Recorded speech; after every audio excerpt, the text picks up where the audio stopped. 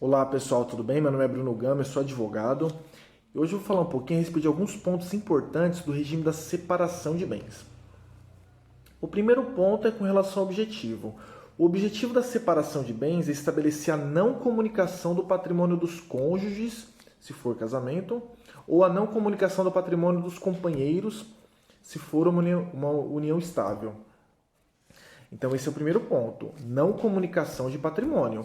O que é dele, não se comunica para ela, ela não tem direito. O que é dela, não se comunica para ele não tem direito. Então esse é o primeiro ponto que se trata com relação ao objetivo. O segundo ponto é com relação às espécies de separação de bens. Existem duas espécies de separação de bens. A primeira é separação convencional de bens. Convencional por quê? Porque as partes convencionam.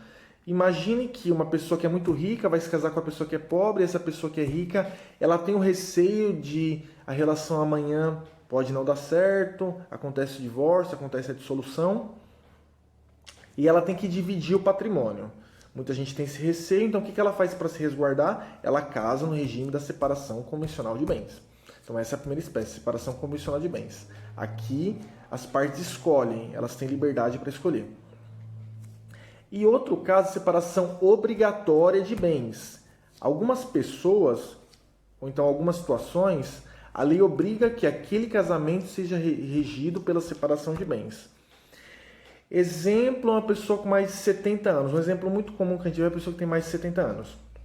Uma pessoa que tem 71 anos, por exemplo, se ela for se casar, ela pode se casar. Só que obrigatoriamente a lei impõe para ela, o regime vai ser o da separação de bens. Ela não tem a possibilidade de escolher outro regime. Então, passado por isso, passado pelo objetivo e pelas espécies, que as duas espécies são separação convencional de bens, que elas escolhem, separação obrigatória de bens, que é aquela que a lei impõe, obriga. Eu quero só chamar a atenção para um ponto muito importante, que é o direito sucessório, o direito de herança, porque existe uma grande diferença. Se eu caso com uma pessoa na separação convencional de bens, e essa pessoa vem a falecer, eu sou herdeiro dessa pessoa, eu herdo.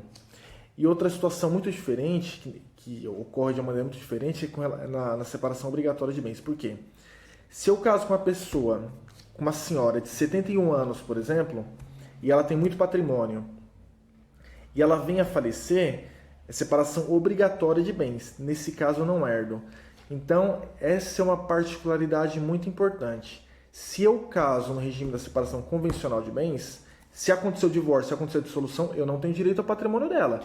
Mas se ela vem a falecer, eu sou herdeiro.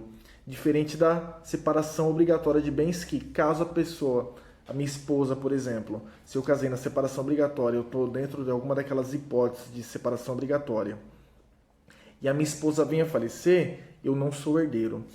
Então, esse era o ponto interessante que eu queria colocar para hoje. Eu vou até fazer um texto a respeito desse tema. E se você gostou do vídeo, curta, compartilhe, tá bom? Um abraço e até o próximo vídeo.